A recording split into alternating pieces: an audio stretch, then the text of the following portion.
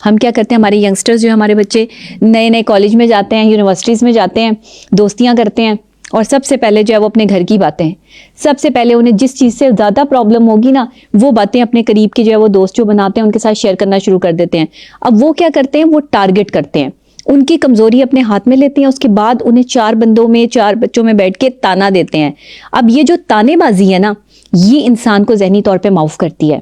یہ تانے بازی آپ کے گھر میں ہو, یہ تانے دینے والے لوگ آپ کے کالج, یونیورسٹی یا اسکول میں پڑھتے ہوں, یہ تانے دینے والے لوگ جو ہیں ان کو یہ چیز وراثت میں ملی ہوتی ہے.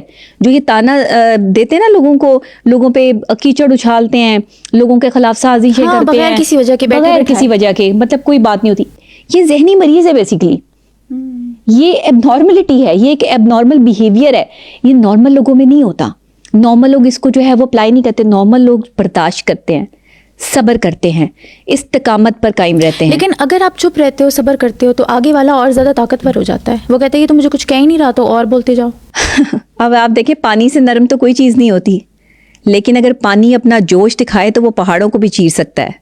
اسی طرح کسی بھی انسان کی کمزوری یا اس کے نرم لہجے کو اس کا جو ہے وہ کمزوری نہ سمجھو کہ یہ بندہ کمزور ہے, اس کا لہجہ نرم ہے تو اس پہ جو ہے وہ چڑھائی کر دو, اس کے خلاف سازشیں کر دو. نو, وہ پانی اگر اپنے اصلی روپ میں آ گیا نا تو وہ پہاڑوں کو چیرنے کی صلاحیت رکھتا ہے.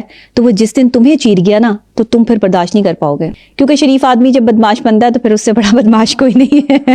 اس لیے شریف آدمی کو نہیں چھیڑنا. آپ بدماشوں کو چھیڑ لیں, وہ شاید آپ کو جو ہے وہ کمپرومائز کر جائیں, لیکن شریف آدمی کو چھیڑیں گے وہ عزت پہ کمپرومائز نہیں کرے گا. اس کے لیے عزت سب سے بڑی چیز ہے. اس کے پیسہ جائے سائڈ پہ, اسے پیسے کی کوئی فکر نہیں ہے. پیسے کی فکر لالچی لوگوں کو ہوتی ہے, ایسے لوگوں کو ہوتی ہے جو پیسے کی خاطر اپنی عزتوں کے سمجھوتے کر دیتے ہیں, اپنے ایمان تک کا سودا کر دیتے ہیں. لیکن آپ سائیکولوجیکلی طور پر اس بندے کو بڑا مضبوط دیکھیں گے جس نے کبھی اپنی عزت کے ساتھ سمجھوتا نہ کیا ہو, کبھی اپنے کردار پہ سمجھوتا نہ کیا ہو.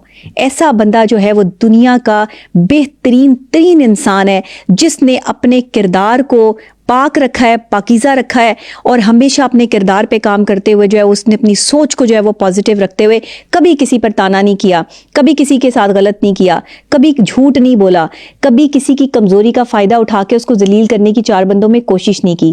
پر ایسے لوگ آپ لائیں گے کہاں سے؟ آپ کے پاس تو صرف 1% اچھے لوگ ہیں, باقی تو سارے جو ہے وہ نیگیٹو سوچ کے ساتھ پل رہے ہیں, بڑے ہو رہے ہیں, نیگیٹو چیزیں اپنے گھروں میں دیکھتے ہیں, پھر وہی جو ہے وہ معاشرے میں اپلائی کرتے ہیں.